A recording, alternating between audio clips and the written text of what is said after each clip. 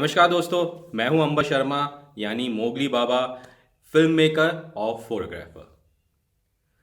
मैंने अपने जीवन की शुरुआत वाइल्ड लाइफ फोटोग्राफी से की थी और उसके बाद मैं फिल्म मेकिंग में आया। जैसा आप लोगों को सबको पता है, फिल्म्स की, डॉक्यूमेंट्रीज की, एड्स किए। तो आज जो एक सब्जेक्ट है वो बहुत ही इंटरेस्टिंग सब्जेक्ट मैं आपके साथ लेके आया हूँ फोटोग्राफी में, वो है मोबाइल फोटोग्राफी। मेरे को बहुत लोग पूछते हैं कि क्या मोबाइल फोटोग्राफी से हम जो हैं एक प्रोफेशनल शूट कर सकते हैं या नहीं। तो आज का टॉपिक है स्मार्टफोन्स से क्या हम प्रोफेशनल फोटोग्राफी कर सकते हैं। तो चलिए शुरू करते हैं।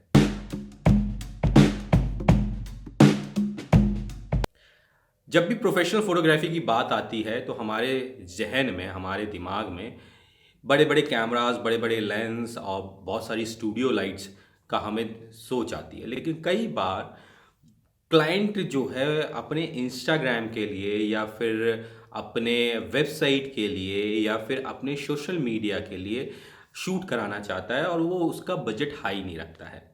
तो उसके लिए क्या स्मार्टफोन यूज़ हो सकते हैं? क्योंकि बजट क्रंच है तो आप प्रोफेशनल इक्विपमेंट्स यूज़ नहीं कर सकते, प्रोफेशनल टेक्नीशियंस नहीं हायर कर सकते क्योंकि बजट बहुत कम है और इन सब के लिए बहुत सारी पैसे लगते हैं इनको हायर करने में। तो क्या हम स्मार्टफ़ोन यूज़ कर सकते हैं? बिल्कुल कर सकते हैं। अगर आप रिस्ट्रिक्ट कर रहे हैं अपने फ़ोटोग्राफ्स को अगर सोशल मीडिया के लिए, तो सोशल मीडिया के लिए जैसे इंस्टाग्राम हो गया, फेसबुक हो गया, वेबसाइट हो गई और या फिर यूट्यूब की वीडियोज़ हो गई, उनके लिए हम स्मार्टफ़ोन यूज़ कर सकते हैं। मैंने एक कैंपेन शूट किया था। वो कैंपेन शूट किया था मैंने जो ब्लैक सनग्लासेस का। वो जो ब्लैक सनग्लासेस हैं वो बहुत फेमस सनग्लासेस हैं और उसका हमने कैंपेन शूट किया था हुआवे P30 प्रो पे। और मैंने वो जो कैंपेन शूट किया, इस समय आप वो इमेजेस देख रहे हैं कि लड़की जो है चश्मा पहन के खड़ी है और एक बेकरी शॉप में है, एक जगह जो है लड़की जो है कॉफ़ी पी रही है। ये वो फोटोग्राफ्स हैं जो मैंने P30 प्रो हुआवे के मोबाइल से खींचे थे और प्लस इसमें मैंने पोस्ट प्रोसेसिंग जो की हमने वो आपकी लाइट रूम पे की, एडोबी की, जो ट्रायल वर्जन था। तो जनरली अगर आपको नॉलेज है प्रोफेशनल कैमरा की अच्छे से, तो आप स्मार्टफोन को भी यूज़ कर सकते हैं प्रोफेशनल शूट के लिए। लेकिन ये ध्यान रखें कि अगर आप फोटोग्राफी कर रहे हैं स्मार्टफोन पे तो प्रो मोड पे करें। तो प्रो मोड यूज़ करें, ना कि ऑटो मोड यूज़ करें।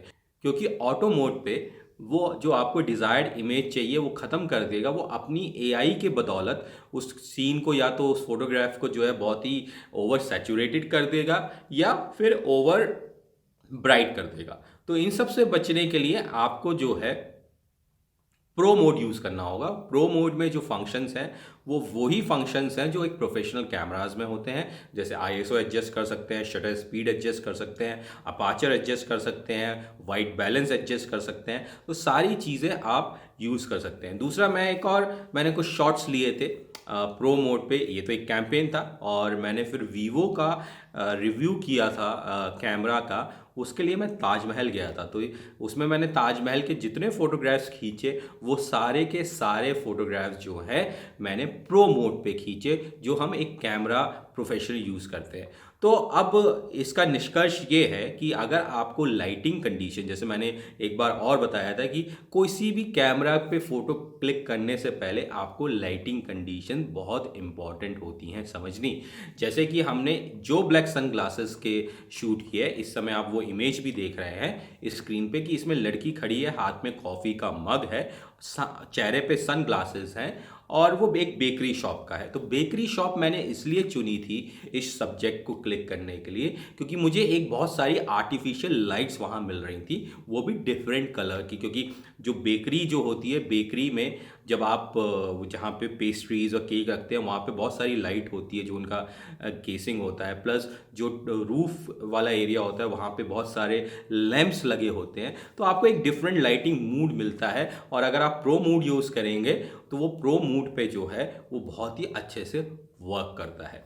दूसरी तरफ मैंने हुआवे को मैं इसलिए पसंद किया क्योंकि उसमें जो था जाइस का लेंस था। तो जो जाइस का लेंस है, जो जाइस के ऑप्टिक्स हैं, वो वर्ल्ड में बेस्ट है। तो इसलिए इमेज में जो प्रोसेस हुआ उसका वो थोड़ा बेटर हुआ। और दूसरी तरफ जो इसका एआई फंक्शन है, जो इसकी प्रोसेसिंग है, वो भी उसने अच्छे से की। तो मैं ये कहता हूँ कि अगर बहुत सारे क्लाइंट्स जो हैं, जो सिर्फ़ और अपना प्रोडक्ट जो है, अपनी ब्रांडिंग जो है, सोशल मीडिया तक रखना चाहते हैं, तो ये पॉसिबल है कि स्मार्टफ़ोन से भी आप प्रोफ़ेशनल लुक अलाइक फ़ोटोग्राफ़ी कर सकते हैं। बस उसके लिए ये ध्यान रखना ज़रूरी है कि आप कितनी लाइटिंग कंडीशन समझते हैं। दूसरी तरफ आप जो है प्रो मोड को यूज़ करें स्मार्टफोन में, ऑटो फंक्शन को बिल्कुल भी यूज़ ना करें। अगर आप ऑटो फंक्शन यूज़ करेंगे तो आपके फोटोग्राफ्स जो हैं वो उतने अच्छे नहीं आएंगे जितने चाहिए हों, क्योंकि वो हर कुछ ऑटो कर देगा।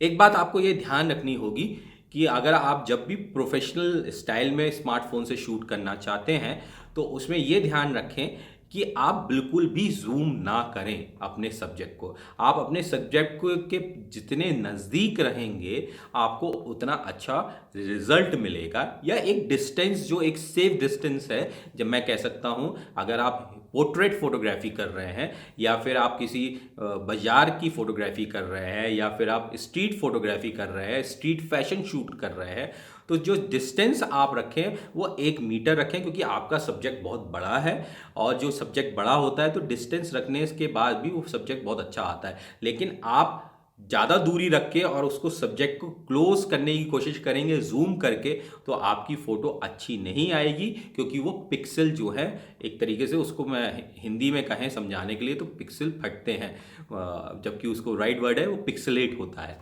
तो अगर आप उसको स्मार्टफोन को यूज़ करेंगे एज अ उसमें जूम फंक्शन को, तो वो बिल्कुल भी बढ़िया फोटोग्राफ नहीं देगा, क्योंकि वो बहुत छोटे लेंस होते हैं, इतने से लेंस होते हैं और उसमें डिजिटल जूम होता है, जो कि एआई फंक्शन जो है वो प्रोसेस करता है इमेज को जूम करने की। और जो प्रोफेशनल लेंसेज होते हैं वो बहुत बड़े होते हैं, जिससे कि आप अपने सब्जेक्ट के नियर पहुंच पाते हैं। तो ये जो लोग सोचते हैं कि वो 10x जूम है, 20x जूम है, 100x जूम है, तो हमारी पिक्चर बहुत बेटर आएगी, वो पिक्चर इतनी बेटर नहीं आएगी, क्योंकि पिक्सलेट होती ही है जूम करने के बाद। तो हमेशा ये ध्यान रखें कि आप अपने सब्जेक्ट के नियर रहें जब भी आप स्मार्टफोन से फोटोग्राफी कर रहे हैं, अन्यथा जूम करेंगे तो पिक्चर है वो खराब ही आएगी। मैं उम्मीद करता हूँ आज आपको एक अच्छी जानकारी मिली होगी फ़ोटोग्राफ़ी के ऊपर, और मैं आगे भी आपके साथ कुछ ना कुछ ऐसा ही शेयर करता रहूँगा अपने एक्सपीरियंस से। तो मिलते हैं जल्दी ही अगले एक एपिसोड में।